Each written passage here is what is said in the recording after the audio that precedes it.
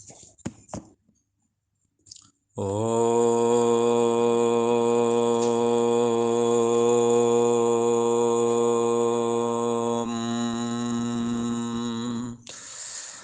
गुरु ब्रह्मा गुरु विष्णु गुरुदेव महेश्वरा गुरु साक्षात् परम ब्रह्म तस्मै श्री गुरुवे नमः। ओम योगेश्वर श्री कृष्ण भगवान की जय। ऐं सरस्वत्यै नमः। ओम शांति शांति शांति सुशांतिर्भवतु। पूर्व का प्रसंग एक बार स्मरण करते हैं। पूर्व के प्रसंग में भगवान श्री कृष्ण ने अर्जुन के प्रति ज्ञान की भूमिका को रखते हुए जो पहला श्लोक बोला था कि अशोच्यान नन्वशोचस्त्वं प्रज्ञावादांश भाषसे गताशून्च नानुशोचन्ति पंडिताः। इस श्लोक करके ये 11वां श्लोक है, दूसरे अध्याय का 11वां श्लोक। इसमें भगवान श्री कृष्ण ने अर्जुन से कहा था, हे अर्जुन, तुमने शोक ना करने योग मनुष्यों के लिए या लोगों के लिए तुमने शोक किया है, अथवा शोक ना करने योग लोगों के लिए तुम शोक करते हो, और पंडितों के से वचन बोलते हो। पंडितों का मतलब विद्वानों के से। पर विद्वान लोग, ये पंडित लोग, इनकी स्थिति क्या है, व्यवहारिक स्थिति क्या है? तो व्यवहारिक स्थिति के विषय में कहते हैं कि जिनके प्राण चले गए हैं और जिनके प्राण नहीं गए, दोनों के लिए ही शोक नहीं करते। तो ये प्रथम श्लोक ज्ञान की भूमिका के तौर में कह दिया है, और आगे 20 श्लोकों तक ज्ञान का ही वर्णन करेंगे। और उस ज्ञान में अंतर्यामी आत्मा की नित्यता का निरूपण करेंगे। अंतर्यामी आत्मा सदा रहता है, अजर अमर अविनाशी है, ये बात बतानी है। और देह और जगत की नश्वरता का कथन किया जाएगा। उसी सिलसिले के अंतर्गत भगवान ने कहा, हे अर्जुन, अगर तुम ऐसा जानते हो कि किसी काल में मैं नहीं था, तुम नहीं थे, ये राजा लोग नहीं थे, तो ऐसी बात नहीं है। अतः परम इस युद्ध के बाद में हम तुम या राजा लोग नहीं रहेंगे, ये बात भी नहीं है। क्यों नहीं? क्योंकि सबका अस्तित्व आत्मा है।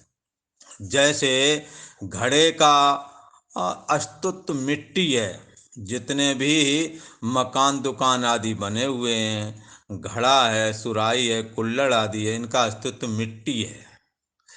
तो यदि घड़ा टूटता है तो क्या बचता है बाद में? है तो मिट्टी बचती है। मिट्टी अस्तित्व का नाम है। और फिर नष्ट क्या होता है? तो नष्ट आकार और रूप होता है। रूप और आकार नष्ट होता है, पर अस्तित्व का नाश कभी भी नहीं होता। जैसे मिट्टी और मिट्टी में बने हुए कुल्हड़, घड़ा, मकान आदि हैं, ये ही बनाए जाते हैं, ये ही बिगड़ते हैं, ना कि मिट्टी बिगड़ती है। ऐसे ही ये अंतर्यामी आत्मा जब हम पहले थे तब भी हमारे में विद्यमान था। पहले वाला शरीर, पहले वाला रूप नहीं रहा, ना हमारा, ना तुम्हारा, ना इन्हों का। आज दूसरा रूप है, दूसरे कार्य कर रहे हैं, लेकिन जिस अस्तित्व में वो पहले वाले शरीर दिखे थे, हमारे, तुम्हारे और इन लोगों के, जो शरीर दिखे थे, वही शरीर आज भी, वो शरीर आज नहीं है। तथापि उसके या जिसके आश्रय में वो शरीर फुरे थे, उसी के आश्रय में ये शरीर फुर रहे हैं। और जब ये शरीर नष्ट हो जाएंगे तो भी उस अस्तित्व का नाश नहीं होवेगा। अर्जुन से मानो कहना चाहते हैं कि तुम्हारा तुम्हारा जो अस्तित्व है वो आत्मा है, न कि देह इंद्रियां। और देह और इंद्रियों को जो मैं बुद्धि करके स्वीकार करते हो, ये मैं बुद्धि तुम्हारी रोज सोने के समय गायब हो जाती है, मूर्छा के समय गायब हो जाती है, मृत्यु के समय तो शरीर ही गायब हो जाता है। इसलिए तुम शरीर नहीं हो सकते, ऐसा कहने का प्रयोजन है। और ऐसा कह के कि हम नहीं थे, तुम नहीं थे, ये राजा लोग नहीं थे, मानो उस अंतर्यामी आत्मा की अविनाशीपना का ही निरूपण कर रहे हैं। और अंतर्यामी आत्मा के अविनाशीपना निरूपण करने में क्या कारण है महाराज? है, इसका निरूपण क्यों कर रहे हैं? बोले इसलिए कर रहे हैं, अर्जुन को ये लग रहा था हम भी मर जाएंगे, ये राजा लोग मर जाएंगे, हाँ बंटा ढार हो जाएगा, वंश नाश हो जाएगा, कुल नाश हो जाएगा, सब खत्म हो जाएगा, कुछ नहीं बचेगा। भगवान श्री कृष्ण कहना चाहते अर्जुन, ये तुम्हारा जो ये विचार है, यद्यप बातें पंडितों की सी करते हो, तथापि पंडित लोग ऐसा नहीं सोचते हैं। बोले कैसा सोचते हैं? बोले वो तो ऐसा सोचते हैं कि हम तुम और ये राजा लोग पहले भी थे, अभी भी हैं, शरीर के नाश होने पर भी हम तुम और ये राजा लोग रहेंगे। पंडित तो ऐसा सोचते हैं, पर तुम सोच रहे हो कि ये सब मर जाएंगे, बाद में क्या होगा। पहले अध्याय में उन्होंने निरूपण किया है कि आगे इन सब के ख़त्म होने के बाद में आगे क्या परिस्थितियां बनने वाली हैं, इसका निरूपण पहले अध्याय में हो चुका है। तो भगवान श्री कृष्ण मानो कहना चाहते हैं, तुम्हें जो ये लगता है कि हमारा अस्तित्व ही खत्म हो जाएगा, हमारा सत्यानाश हो जाएगा, तो ये बात तो है नहीं। हम तुम पहले भी थे, और ये राजा लोग भी थे, और युद्ध होने के बाद में, शरीर शांत होने के बाद में भी हमारा अंत नहीं होवेगा। ये बात अर्जुन तुम गांठ लगा लो। अर्जुन, और फिर कहते हैं कि ये प्रक्रिया भी जो होती है शरीर छूटने और पकड़ने की, ये ऐसे ही होती है। देहिना अस्मिन यथा देहे, जीवात्मा की इस देह में, जैसे मकान के अंदर मकान मालिक रहता है कि नहीं रहता, ऐसे देह के अंदर देह ही रहता है, जीवात्मा रहता है। हाँ। तो देही के इस देह में अथवा जीवात्मा की इस देह में जैसे बचपना आता है और चला जाता है, जीवात्मा के रहते भला, और उसके मौजूद रहते ही जवानी आती है, जवानी भी चली जाती है, और उसके रहते ही बुढ़ापा आता है और शरीर लेके चला जाता है। ये क्रम प्रक्रिया है। क्रम के अनुसार कोई जरूरी नहीं बुढ़ापे में शरीर चला जाए, हो सकता है आपका शरीर या किसी का शरीर वृद्धावस्था ना देखने को मिले। जैसे अपन कल को एक लड़का नहाने आया गंगा जी में, और बस राम राम सत्य हो गया, डूब गया। बहन भाई दोनों आए थे, लड़की को पकड़ लिया और लड़का डूब गया। और नया लड़का था, 15-16, ज़्यादा ना 14-15 का होगा। लेटा हुआ, मुंह के बल लेटाया, पानी आनी निकाला, पर राम राम हो गया भला। तो क्या है, अब उसने जवानी नहीं देखी। ये किसी के साथ भी हो सकता है। इसलिए हमों अपने कर्तव्य पालन में सदा लगे रहना है। जानने योग्य इस परमात्मा को यदि जान के जाओगे तो ठीक है, नहीं तो आपने बड़ी हानि कर दी। कोई जन्म ऐसा नहीं आएगा कि जिसमें तुम्हारे 10 आंखें हो जाएं, हाँ कुछ विचित्र शरीर मिलेगा, ऐसा कुछ नहीं। यही शरीर मिलेगा, इसी शरीर में जब भी प्रयत्न करोगे इसी शरीर में करोगे। और कोई शरीर ऐसा नहीं है जिस शरीर के द्वारा इस दुर्लभ ज्ञान, इस दुर्लभ गीता का ब्रह्म ज्ञान प्राप्त कर लोगे। इसलिए यह तन भवसागर को बेरो, ये शरीर जो है भवसागर को पार करने के लिए बेड़ा की तरह, नाव की तरह है। सन्मुख मरुत अनुग्रह मेरो, यदि इस बेड़ा को, इस शरीर को परमात्मा प्राप्ति के लिए ही लगाओगे। भगवान कहते हैं कि तो मैं तुम्हारे को एक हवा चलाऊंगा उस नाव को आगे बढ़ने के लिए। जैसे जिसको पूरब को जाना है तो पीछे से यदि हवा लगने लगे तो नाव अपने आप बढ़ती है। भगवान कहते हैं सन्मुख मरुत अनुग्रह मेरो। ये भवसागर पार करने के लिए एक नाव की तरह है, और भवसागर में नाव चलाने का जो तुम प्रयास करोगे तो मैं हवा चला दूंगा। मरुत हवा का अनुग्रह मैं कर दूंगा। आप हिम्मत करो, आपको आगे बढ़ने का चांस ईश्वर देगा, मदद करेगा। इसलिए ऐसा नहीं सोचना है कि हम ये काम नहीं कर पाएंगे। कोई ऐसा काम नहीं है जो ये मनुष्य नहीं कर सकता। पुरुषार्थ के द्वारा सब कुछ संभव है। इसलिए इस भरोसे मत रहो कि मैं अभी बहुत जीऊँगा, कल का भरोसा नहीं है। आज ही चिंतन करो, आज ही भगवान का स्मरण करो, ना मालूम कल को क्या होवेगा। पल में प्रलय होएगी, बहोर करेगा कब। पल में प्रलय हो जाएगी, प्रलय हो जाए माने शरीर शांत हो सकता है। जैसे कि कल की घटना हमारे यहाँ हुई, नीचे ही हुई, पास में हुई है। तो ये सब घटनाएं किसी के साथ भी जुड़ी हुई हैं। इंतजार मत करो, आज और अभी से प्रयास करो। भगवान श्री कृष्ण कहते हैं कि हे अर्जुन, जो तुम्हारे दिमाग में ये है कि सब मर जाएंगे, कोई नहीं मरता। किसी के अस्तित्व का नाश नहीं होता, केवल परिवर्तन होता है। वो कैसे होता है ये भी बात बताई। जैसे ये जीवात्मा के शरीर में बचपना, जवानी और बुढ़ापा आता है, और ये आपस में ये परिवर्तन, बचपना से जवानी, जवानी से बुढ़ापा, ये एक प्रक्रिया है। इसी प्रकार आप शाम को सो जाएंगे और सुबह जाग जाएंगे। कौन जगा दिया तुम्हें?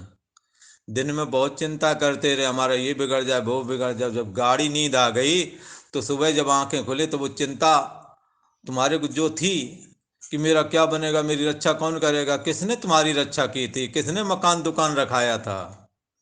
ईश्वर सब कुछ करता है। सारे दिन तो तुम रक्षा करते रहे, पर जब सो गए थे तब है। इसलिए कोई कहेगा हम तो ताला लगा करके और कुंडी लगा के अंदर सोए थे, कोई खतरा नहीं, अंदर ही कुछ गड़बड़ हो जाता फिर। इसलिए ईश्वर ही सबकी रक्षा करता है। जब तक प्रारब्ध है वो सुरक्षा देता रहेगा। जीने का प्रारब्ध है, सुरक्षा देता रहेगा। और जब आय लगेगी तो ताले के अंदर लेटे रहो, वहीं पर कोई आया, कोई कारण, कोई निमित्त बनेगा शरीर छूटने का। इसलिए बहुत सुरक्षित रहने वाले, बहुत संसाधन वाले क्या मरते नहीं हैं? वो भी मरते हैं। इसलिए आवश्यकता के अनुसार अपनी वस्तुओं का संग्रह करें और परमात्म चिंतन करें। अर्जुन, ये अंतर्यामी आत्मा अजर, अमर और अविनाशी है, और ये सबका अस्तित्व ऐसे ही है जैसे मिट्टी घड़े का अस्तित्व है, मकान का अस्तित्व है। मकान और घड़ा टूट जाने पर मिट्टी का अस्तित्व नष्ट नहीं होता है, वो बना रहता है। ऐसे ही अंतर्यामी आत्मा सबका अस्तित्व है। वो कैसे जगत बनता है ये भी समझो। वो मन रूप हो, मन अंतर्यामी आत्मा मन के माध्यम से इंद्रिय रूप होकर के देह और जगत रूप हो जाता है। कोई कहेगा अंतर्यामी आत्मा निराकार है, उससे साकार कैसे हो गया? तो हम उससे पूछते हैं क्या तुमने कभी मिट्टी देखी है? तो आप कहोगे यहाँ देखिए। मैं कहा दिखाओ जरा मिट्टी। तो आप मिट्टी का ढेला उठा के लाएंगे, हम कहेंगे मिट्टी है, ये मिट्टी नहीं है, ये ढेला है। आप कहोगे चलो फिर तिकोनी चौकोनी वाला कोई टुकड़ा लाओगे, मैं कहीं तिकोना चौकोना है, मिट्टी कहाँ है इसमें बताओ। है तो आप धूल लाओगे तो कहें हम ये धूल है, मिट्टी बताओ कौन है मिट्टी है। जितना भी देखते हो आप, तो मिट्टी को भी नहीं कभी देखे। आपने जो भी देखा रूप और आकार देखा है। जैसे निराकार मिट्टी से साकार घड़ा हो जाता है, बोला, जैसे निराकार मिट्टी से मकान आकार वाला दिखता है, मिट्टी का कोई अपना आकार नहीं। फिर जितने भी आकार किसके हैं? मिट्टी के हैं। ऐसे ही महान आत्मा ये है, निराकार है, और ये निराकार होकर के अपनी एक स्तर गिराता है तो मन भी निराकार है, पर गुण आ जाता है उसमें, सतोगुण रजोगुण तमोगुण वाला। ठीक है ना। जैसे मिट्टी का एक स्तर गिराया कुमार ने और उसको गीला कर दिया और आटा की तरह उसे माड़ा अच्छी तरह से, तो वो कुल्हड़ बनाने की जैसी मिट्टी बन गई। फिर तो मिट्टी का एक स्तर गिरा, उसको माड़ा गया, उसको चिकना बनाया गया, फिर चाक पे चढ़ा दिया भला। दूसरा स्तर गिरा तो आकार दिखने लगा। तीसरा, पहले स्तर में तालाब से मिट्टी लाए, उसको गीला करके रूंदा गया, रूंद करके बर्तन बनाने के योग बना दिया गया। ऐसे ही अंतर्यामी आत्मा में जब पहला स्तर गिरा तब उसे त्रिगुणात्मक मन बना। जो कैसा है आज तक मन किसी ने देखा नहीं, पर मन के काम सबको दिखते हैं। आज हमारा मन सुखी है, आज हमारा मन दुखी है, दिखता है कि नहीं दिखता? तो ये मन कैसा है? निराकार है, इसका कोई रूप आकार नहीं है। अच्छा, फिर मन का एक स्तर और गिरा, तीव्र संवेग हुआ, मन में तीव्र संवेग हुआ, तीव्र संवेग हुआ देह में जीने का। ये बात कैसे समझो, और ये बात सभी समझ सकते हैं यदि दिमाग लगा के समझें। जिनको भय लगता है, पत्ता भी खड़क जाए तो क्या लगता है? कोई आ गया, एकांत में छोड़ दिया जाए ना उसे। अब मेरे जैसे इलाकों में जहाँ गन्ना ही गन्ना, गन्ना ही गन्ना, एक जगह एक बार मैं गया उधर, चारों ओर जिस जहाँ रुकना था चारों ओर गन्ना। हाँ, तो वहाँ तो चलो आश्रम था, पर कोई नया जाए तो भय लगता है, कोई आ रहा है क्या। इसी प्रकार जिन्हें प्रेत का भय लगता है, कहीं कुछ हो, लगता कुछ दिखा है, किसी ने हमें धक्का सा लगाया है। जाके मने भावना जैसी, और उसको वैसा ही दिखने लगता है। प्रेत दिखने वालों को, भूत दिखने वाले को, सांप दिखने वाले, सांप से जो डर गया है बहुत समय तक उसे लगता इधर है, लगता इधर है। तीव्र संवेग जब होता है तो दिखने लगता है। एक कथानक हमें याद आया जो सत्य घटना है, मैं आपको बताऊं किस तरह से ये तीव्र संवेग जो वस्तु नहीं होती है वो भी दिखाती है। हम क्लियर क्या करना चाहते हैं? हम क्लियर करना चाहते हैं कि मन तो तुम समझ गए कि मन जो है त्रिगुणात्मक है। मन कैसा है आप नहीं जानते, पर मन के कार्य, मन का स्वरूप तुम्हें नजर आता है। आज मन हमारा सुखी है, आज हमारा मन दुखी है, आज हमारा मन लगता नहीं है। इनसे मन हमारा ऊब गया है, अब इनसे बात नहीं करने का जी करता है। लगता है यहाँ से कहीं चला जाऊं। ऐसा लगता है कि नहीं लगता? लगता है तो इसका मतलब तुम मन को जानते हो। अच्छा, वो मन कैसा है तो आप कहेंगे वो कैसा है ये तो नहीं जानता, पर मेरा मन लगता नहीं ये जानता हूँ। तो मेरे से मैं अलग होती है, तो मेरा मन, जैसे मेरी साइकिल मेरा मकान, तो मकान से तुम अलग हो, साइकिल से तुम अलग हो। ऐसे ही मेरा मन आज सुखी है, मेरा मन आज दुखी है, तो आप मन से अलग हो गए ना। मैं से मेरा अलग होता है, तो ये बात तो क्लियर है। तो मैं जो था वो मन हो गया, मिट्टी जो थी जो मार दी गई वो घड़ा बनाने की काबिल बन गई। जिस महान आत्मा में कोई देह और जगत नहीं था, उसमें जब मन फुरा तो पहले नंबर मन फुरने से क्या लगता है, क्या महसूस होता है? तो यह भी समझ लो जब मन फुरता है उसी समय मैं हूं ऐसा लगने लगता है। जैसे सो जाते हो तब मन नहीं होता, तो मैं हूं का भी एहसास नहीं होता। ऐसे ही जो मिट्टी मार दी गई, उस मिट्टी को मैं मिट्टी हूं ये भी भान नहीं था, पर जब मार दी गई तो उसे लगा मैं भी कुछ हूं। अब उसमें घड़ा बनेगा। अंतर्यामी महान आत्मा में जब ये मन फोरा, और जिस सत्तात्मक स्थिति जो आत्मा में मैं अहम पद नहीं था, उसमें अहम पद फुरा। अच्छा, अहम पद तो नहीं था, पर आत्मा कैसा था? शुद्ध चैतन्य, घन घन चैतन्यता, सत्ता मात्र, ओनली एग्जिस्टेंस, ओनली नॉलेज, केवल ज्ञान और केवल सत्ता। सत्तात्मक परमात्मा विद्यमान था, जिसे उपनिषद में कहा सदैव सौम्य इदम अग्रे आसीत एकमेव अद्वितीयम ब्रह्म। सत्ता मात्र था, उसमें अहम पद नहीं था। जब माया के जब उसके अंदर इच्छा हुई एक को हम बहुसाम प्रजाए, मैं एक हूँ, पहले तो ये इच्छा हुई माया शक्ति का आश्रय लेकर के, तब अहम पद फुरा, बस मन फुर गया।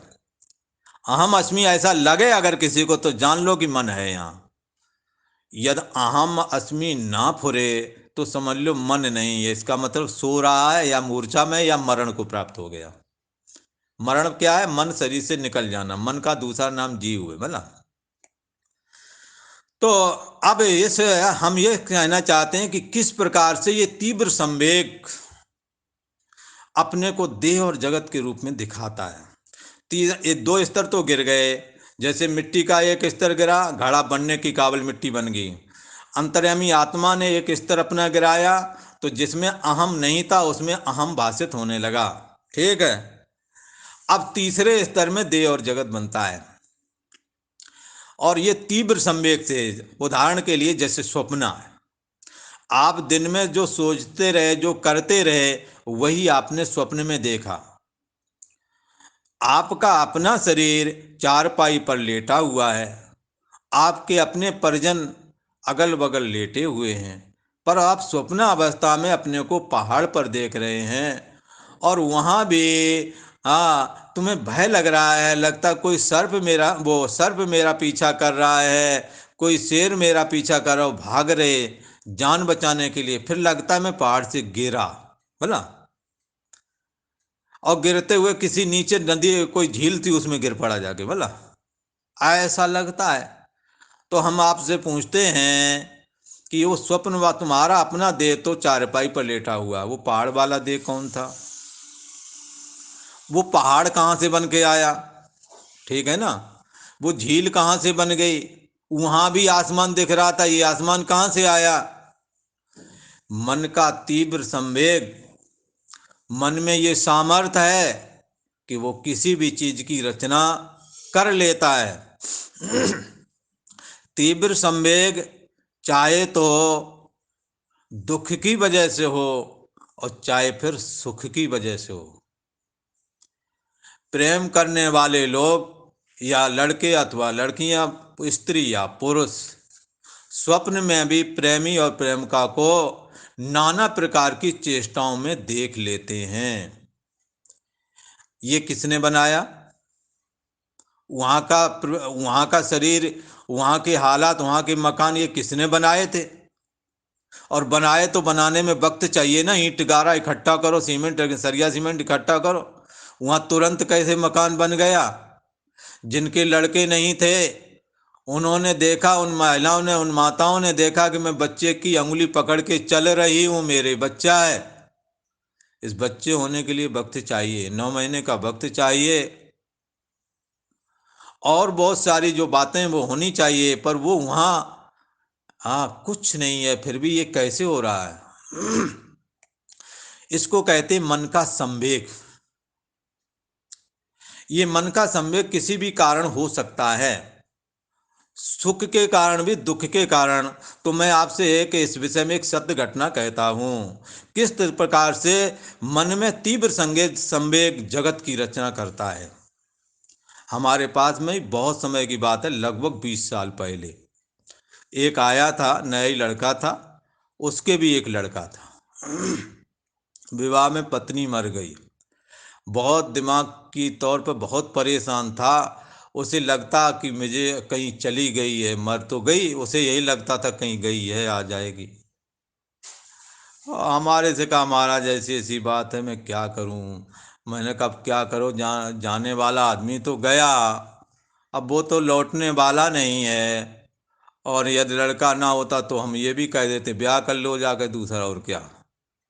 पर लड़के के रहते तुम ब्याह दूसरा ना करना, नहीं तो उसका जीवन चौपट हो जाएगा। सौत आकर के वैसा बर्ताव नहीं कर पाती। हम सबके लिए तो नहीं कहते, हम उन माताओं का, उन बहनों का आदर करता हूँ। मैं आदर करता हूँ जो दूसरे के बच्चों को भी अपने बच्चों की तरह लेती हैं। दुनिया में हर तरह के हैं। जैसे भगवान श्री कृष्ण की माता तो जेल में थी, पर यशोदा माता ने उनका पालन पोषण किया है, ऐसी माताएं भी हैं। भला हम उन माताओं की वंदना करते हैं, उनकी चरण वंदना करते हैं। पर प्राय करके आ, जो बच्चे हुए, उनकी माँ खत्म हो गई, दूसरे विवाह किए, पता नहीं कर्म का संयोग कहें कि उनकी दुर्बुद्धि कहें, उनका आचरण जो बच्चों के प्रति है वो बच्चों का जीवन नरक बना देता है। और ये कल की जो घटना हुई है ये इसी कारण हुई। पता लगा कि इनके पिता ने दूसरा विवाह किया। ये दोनों ही गंगा में आए, ना मालूम आगे अखबार आएगा तो पता लगेगा। और ये दोनों ही आके उसमें डूबे थे। ये लड़की को तो पकड़ लिया और वो आकर के डूबे ही गया। फिर उसको कल वो उतने घंटा 1.5 घंटे बाद निकाला तो डेड बॉडी निकली। क्या है बता रहे थे, हमारी माता नहीं है, सौतेली माता है। बस इतना कहना ही पर्याप्त है कि निश्चय ही कुछ न कुछ कारण है। हमने उससे कहा कि तुम दूसरा विवाह ना करना, तो लड़के की दुर्दशा हो जाएगी, वो अपना जीवन सही से जी ना पाएगा। और तुम चाहे जैसे रोटी दोगे तो खाता रहेगा, तो उसे अभाव ना खटकेगा। नहीं तो फिर बहुत बड़ा अभाव खटकता है। नहीं माँ, और यहाँ से गया, उसको वही वो तीव्र संवेग मन का फिर बाद में आया तो हाथ टूटा। मैंने कहा ये क्या हुआ? बोले महाराज जी आपने रोका, मैं माना नहीं। और मैं अपने को बैलेंस ना रखा, एक कहीं अंध कुआं था, एक कोई तालाब था पता नहीं गहरा, उसमें से आवाज आई मैं यहाँ हूँ। मैं उसी में कूद गया तो हम मरते मरते बचे। मैंने कहा और दुर्दशा कुछ करानी है तो और इस मार्ग में आगे बढ़ो। गया हुआ आदमी वापस नहीं आता। अपने को कंट्रोल करो। और कोई किसी को सुखी और दुखी नहीं करता। अपने ही कर्म होते हैं। अपनी ही बनाई हुई रोटी है, उसे खा लो, जैसी भी ये खा लो, भोग लो। बगैर भोगे बचोगे नहीं। इसलिए काया से जो पातक होई, बिन भोगे बचियो नहीं कोई।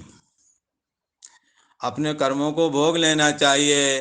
तो हम यहाँ ये कहना चाहते हैं कि मन का तीव्र संवेग, उसकी पत्नी नहीं थी तो भी उसे दिख रही थी। ऐसे ही मन के अंदर तीव्र संवेग जब होता है तो ये जगत खड़ा करता है। और किसी से पूछने की जरूरत नहीं। हर एक आदमी प्रेम के अधीन होकर के अथवा द्वेष के अधीन होकर के मनोराज्य खड़ा करता है। उसमें वो धनपुत्र स्त्री आदि सबसे अंदर ही अंदर बात करता है, अंदर अंदर अंदर ही अंदर देखता है। और किसी किसी का तो वो करते करते उनकी आवाज बाहर भी आने लगती है। बहुत तेरे डिस्टर्बेशन में खूब बातचीत करते हैं, लगता है ये किसी से बातचीत कर रहे हैं पर वहाँ कोई नहीं होता, बड़बड़ा रहे होते हैं। पर सच्चे अर्थ में बड़बड़ा नहीं रहे, वो उसी से बात कर रहे हैं जिससे आप सुन रहे हो। उनका संसार अंदर में चल रहा है, उन्हें मकान दुकान सब दिख रही हैं। और जिसको वो अच्छा या भला बुरा जो भी बोल रहे हैं वो अगला उसके सामने खड़ा है। इसको कहते हैं मन का तीव्र संवेग। खैर ये विषय हमने दृष्टांत के तौर पर उठाया। परमात्मा से जब प्रथम श्रेणी का संवेग स्तर गिरता है, पहला स्तर जब गिरता है तो मन खड़ा होता है। मन होता है निराकार पर गुणात्मक होता है। कभी उसमें सतोगुणात्मक वृत्ति चलती है तो सुखी रहता है, कभी रजोगुणात्मक वृत्ति चलती है, कभी तमोगुणात्मक। रजोगुण चलता है तो घर गृहस्थी के काम करने की इच्छा होती है। जब सतोगुण का समय चलता है उसमें तो ज्ञान वैराग प्राप्त करने की इच्छा होती है। जब तमोगुण चलता है तो मार धाड़ आदि से लेकर ऊंच नीच जितने मद्यपान आदि, जुआ आदि, उल्टक सीधे जितने काम हैं ये तमोगुणी बताए गए हैं। इन कामों में उसकी प्रवृत्ति हो जाती है। और जैसी मन की प्रवृत्ति वैसी शरीर की प्रवृत्ति हो जाती है। ये आप अच्छी तरह से समझ लो, आपका जैसा मन है आपका शरीर वैसा ही है। इस प्रकार से परमात्मा का जब दूसरा स्तर गिरा, प्रथम स्तर में तो मन बना, दूसरे स्तर में देह और जगत बन जाता है। हम कहना चाहते हैं जैसे मिट्टी, घड़ा और मकान आदि का अस्तित्व है, ऐसे ही अंतर्यामी आत्मा जो निराकार है वो किस तरह से सगुण हुआ, सगुण से फिर कैसे साकार हो गया। सब सर्वप्रथम सत्तात्मक था, सत्तात्मक से वो गुणात्मक मन हुआ, गुणात्मक मन से तीव्र संवेग हुआ तो देह और जगत के रूप में हो गया। हाँ हाँ, साधकों को ये चिंतन करना चाहिए, मन ही यदि देह में जीने की वासना इसमें है तो अगले देह मिलेगा। बेशक आपके तमोगुणी कर्म है तो कोई जानवर आदि का शरीर मिलेगा, मिलेगा जरूर। शरीर में जब तक जीने की इच्छा नहीं त्यागोगे शरीर में जीना पड़ेगा। ये शरीर बूढ़ा हो जाएगा, मर जाएगा, दूसरा मिल जाएगा। इसलिए पुनरप जननम पुनरप मरणम पुनरप जननी जठरे शयनम। बार बार ये जन्मता है, बार बार मरता है, बार बार माता के उदर में उल्टा लटकता है। इसकी इस सिलसिले का अंत नहीं आता। नाक में दम हो गई करूं क्या, मरते मरते हार गए। मरने वालों को देखता हूं और खुद भी मरने का नंबर देखता हूं। अब तो क्रम भी नहीं रह गया। ऐसी महामारी के समय में कल का भरोसा नहीं, कल किसको क्या हो जाए। इसलिए आज और इसी वक्त से परमात्मा श्री हरिनारायण का, परमात्मा श्री कृष्ण का चिंतन करो। अर्जुन, जो तुम्हारे मन में ये शंका थी कि सबका नाश हो जाएगा, ये हम तुम राजा लोग ये सब नष्ट हो जाएंगे, तो ये बात नहीं है। हम तुम और ये राजा लोग पहले भी थे और इस महायुद्ध के बाद में, अथवा हम आप अपने आप में ले लो, हमारे दादा परदादा पहले थे अब नहीं है, बोले ऐसी बात नहीं है, उनके शरीर नहीं है, वो फिर कहीं जन्म गए होंगे, है ना। और हम भी अभी हैं और आगे भी हम रहेंगे। ऐसा अर्जुन को आत्मा की नित्यता का कथन किया। और ये प्रक्रिया ऐसे ही होती है, कोई इसमें दुखी होने की जरूरत नहीं है। अर्जुन बोले क्यों, बोले ये ऐसे ही होते हैं, जब बचपना से जवानी, जवानी से बुढ़ापा, ऐसे ही देहांतर, एक देह से दूसरे देह में प्रवेश कर जाना। इसके लिए तत्र का मुह्यति, तत्र धीर धीरा तत्र ना मुह्यति। माँ बुद्धिमान लोग उसमें मोहित नहीं होते। इसलिए हे अर्जुन, तुम मोहित मत हो। तुम शोक ना करने वालों के लिए शोक कर रहे हो और विद्वानों जैसी भाषा बोल रहे हो। और विद्वान तो ऐसा सोचते हैं जैसा हम उन्हें बताया।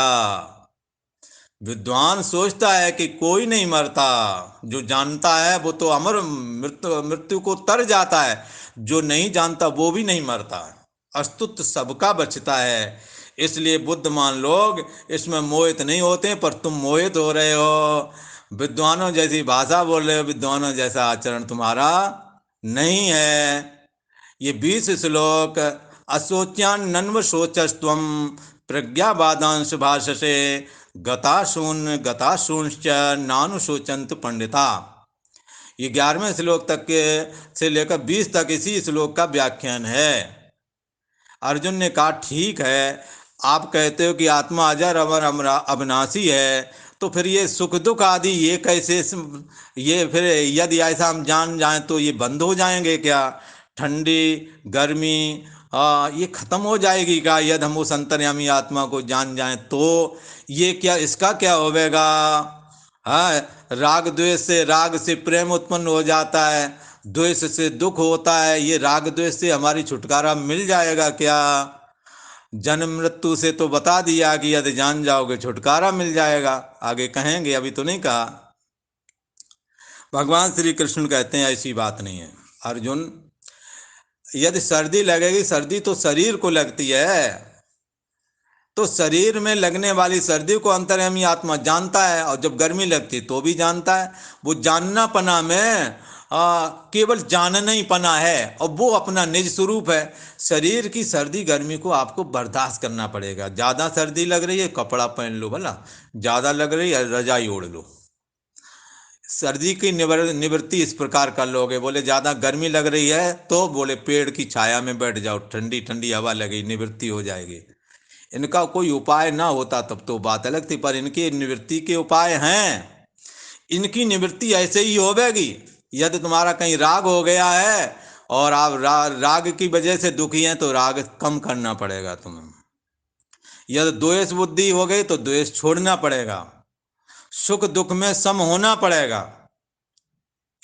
खैर आगे का श्लोक इसी विषय में बोलते हैं। इसलिए भगवान श्री कृष्ण कहते हैं, अच्छा ये 14वें नंबर का श्लोक है, आप जरा इसको एक बार देखें, गौर करें। मात्रा स्पर्शास्तु कौन्तेय शीतोष्ण सुख दुःखदाः आगमापायनो नित्यास्तांस्तितिक्षस्व भारत। अब कहते हैं कि जितने भी भोग पदार्थ हैं, भगवान श्री कृष्ण अर्जुन को कहते हैं, हे अर्जुन ऐसा मान के चलो जितने भी भोग पदार्थ हैं। बोले महाराज पहले तो ये बताओ भोग पदार्थ कहते किसको? भोग पदार्थ कहाँ से कहाँ तक की स्थिति को भोग पदार्थ आप कहते हैं? तो आप समझ लो अच्छी तरह से, ये पुरुष ही इस जगत का भोगता है और बाकी जितने भी हैं सब भोग हैं। बोले ये बात कैसी कह दी महाराज? बोले ये बात ऐसे कह दी, सुन लो तुम भी अच्छी तरह से। पुरुष ने पढ़ाई लिखाई की, ये तो किसके लिए की है? अपने लिए की है ना। और फिर जब विवाह किया है तब किसके लिए विवाह किया? स्त्री के लिए किया है या अपने लिए स्त्री लाया है? स्त्री के लिए कोई विवाह करता है या अपने लिए विवाह करता है? स्त्री में जो प्रियता है वो किसके लिए है? स्त्री के लिए प्रियता है कि अपनी प्रियता के लिए उसको स्त्री प्रिय लगती है? अपना काम हल हो जाता है स्त्री, इसलिए ही स्त्री प्रिय लगती है। और जिस स्त्री से अपना काम हल नहीं होगा, किसी से पूछने की जरूरत नहीं, देख लो जाके दुनिया में वो कहाँ हैं लोग। अथवा इसी को दूसरी तरफ से कहते हैं, पत्नी स्त्री ने विवाह किस लिए किया है? पुरुष के लिए किया है या अपने लिए किया है? बताओ। है? अपने लिए किया है कि नहीं किया है? और जिस स्त्री को ये लगे कि अब हमारे काम का नहीं है, अथवा ये लगे कि ये कहीं दूसरी साइड में चला गया है, हम अथवा इतना रोग आदि के द्वारा इतना हो जाए, तो उसे क्या लगेगा? लगेगा इसकी चलाई जाए तो ठीक है ये है। ना वारे पत्त काम आए, ये उपनिषद का अर्थ कर रहे हैं बोला, या ऐसे मन बनावटी, या मैं कुछ नहीं बोलूंगा, ये गीता है ना। ना वारे पत्त काम आए पत्नी प्रियो भवती। पति ही को जो पत्नी प्रिय है वो अपनी प्रियता के लिए, अपने को प्रिय लगता है इसलिए पत्नी प्रिय है। और पत्नी को पति की प्रियता के लिए, पत्नी को पति प्रिय नहीं बल्कि अपनी प्रियता के लिए। और आज तो खासकर हो गया है, आज लड़कियां भी पढ़ी लिखी हैं, लड़के भी पढ़े लिखे हैं। पहले जो डॉक्टर लड़के होते थे उनको गैर पढ़ी लिखी लड़की ही मिलती थी, और वो डॉक्टर नहीं अपने आप बन जाती थी। बोले कहे वो कहाँ गए? बोले डॉक्टर तो नहीं मिले, डॉक्टर नहीं मिली थी। ठीक है। मास्टर की पत्नी जो होती मास्टरनी अपने आप बोली जाती थी।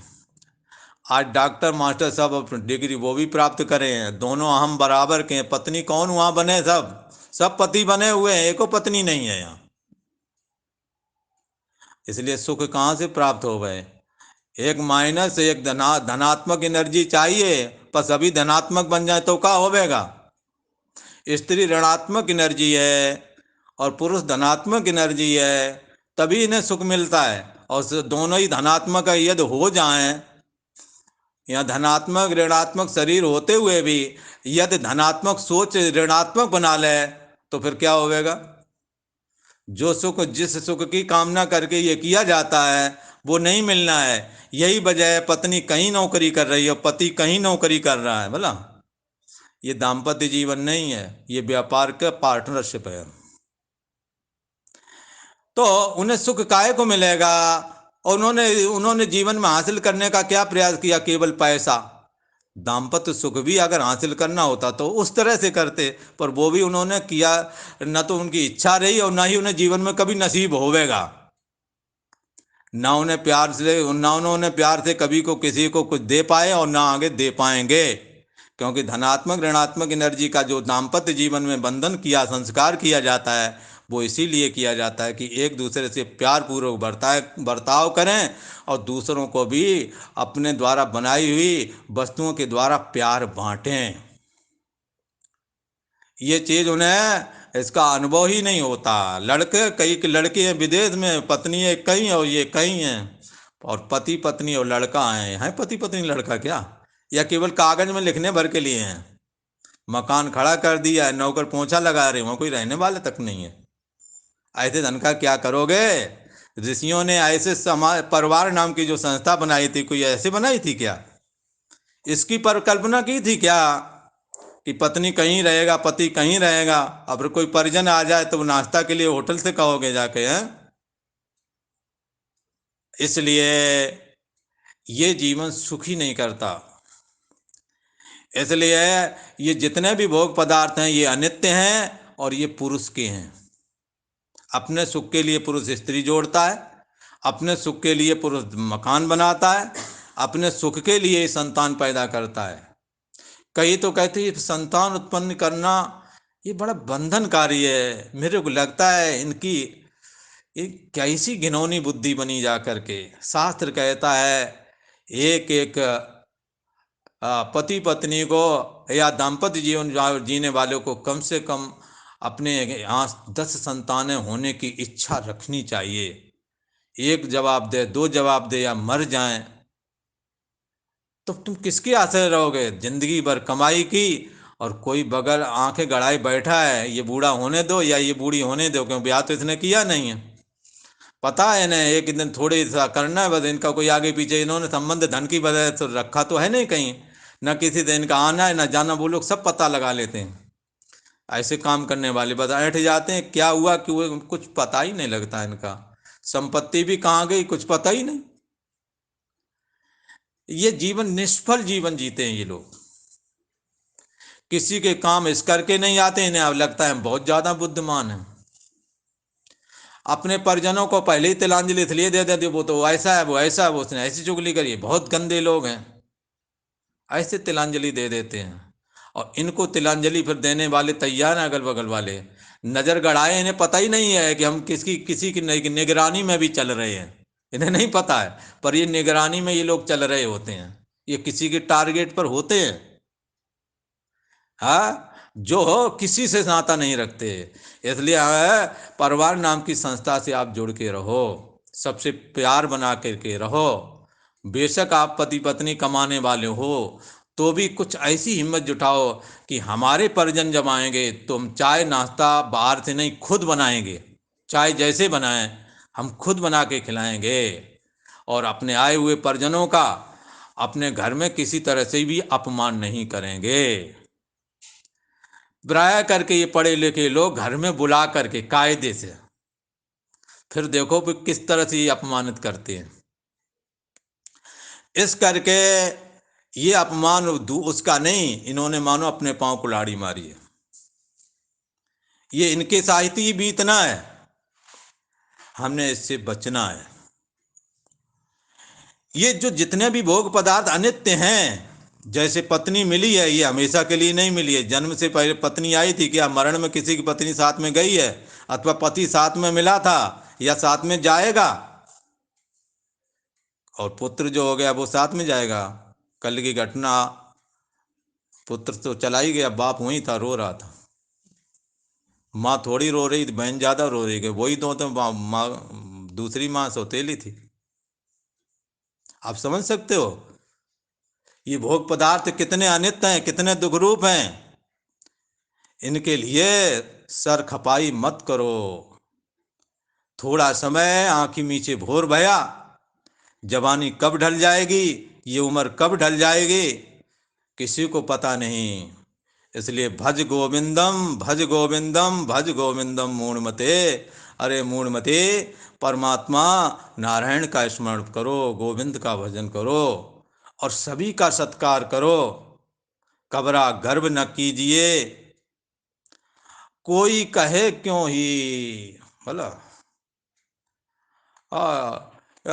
कबरा गर्व न कीजिए, कभू न कहिए काव, कछु न कहिए काव। एक कबीरदास जी कहते हैं, अरे भैया सुनो, गर्व ना करो और किसी से कुछ मत कहो।